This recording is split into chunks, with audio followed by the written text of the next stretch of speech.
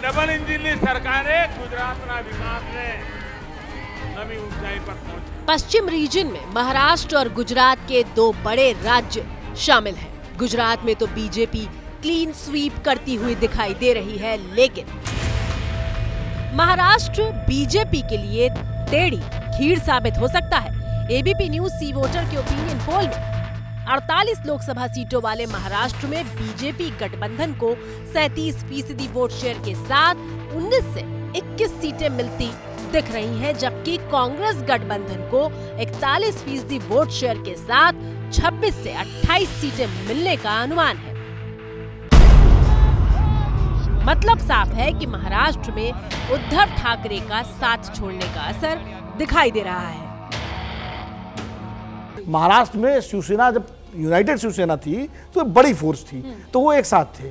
अब वहाँ शिंदे साहब के भरोसे लड़ना, शिंदे साहब का असर थाने से आगे है नहीं। ठीक है, मुंबई में भी आज भी असर वहाँ, भले उनके पास विधायक और वो आ गए हों चुनाव आयोग के फैसले के बाद, बीजेपी को ही गाड़ी खींचनी है वहाँ पर। दक्षिण की जो सीटें हैं उनको कैसे बचाया जा सकता है, उस पर ज़्यादा फोकस करना पड़ेगा, क्योंकि उत्तर में अभी मुझे लगता है कि केवल छत्तीसगढ़ जैसी जगह है जहाँ पर 9 सीटें तो वो 11 हो सकती है। उत्तर प्रदेश, राजस्थान में तो पूरी की पूरी 25 सीटें आपके पास थी ही, गुजरात में आपके पास 26 सीटें थी, मध्य प्रदेश में 28 सीटें थी, और कोई जगह नहीं। अब बिहार में वो क्या कर सकते हैं, क्योंकि बिहार में कमी हो सकती है। कुल मिलाकर एबीपी न्यूज सी वोटर के 2024 को लेकर चुनावी सर्वे के नतीजे बता रहे हैं कि मोदी की आंधी बदस्तूर जारी है।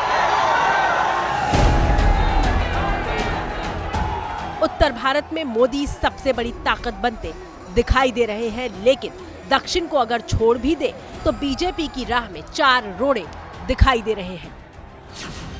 पहला, पंजाब, जहां कांग्रेस और आम आदमी पार्टी के मुकाबले बीजेपी कमजोर दिख रही है, क्योंकि अकाली दल से गठबंधन टूट चुका है। दूसरा, बिहार, बिहार में बीजेपी विपक्षी गठबंधन से पिछड़ रही है, वो इसलिए क्योंकि इस बार नीतीश बीजेपी के साथ नहीं है। तीसरा रोड़ा है महाराष्ट्र, जहां उद्धव ठाकरे अलग हो चुके हैं और एकनाथ शिंदे का दायरा उतना बड़ा नहीं है। चौथा रोड़ा है पश्चिम बंगाल, जहां बीजेपी के सामने पिछले लोकसभा चुनाव में जीती 18 सीटों के आंकड़ों को आगे ले जाने की चुनौती है। 2019 का एनडीए और 2024 का एनडीए में बहुत फर्क है।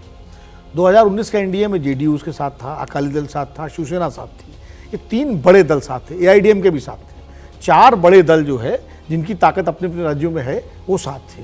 इस बार एनडीए को अगर देखें तो बीजेपी के अलावा बड़ी पार्टी है कौन? रामदास अठावले हैं, अनुप्रिया पटेल हैं, जीतन राम मांझी हैं, यही सब तो है ना। तो कोई बड़ा सहयोगी उनके पास नहीं है जो ऐड ऑन कर सके उनको वोट।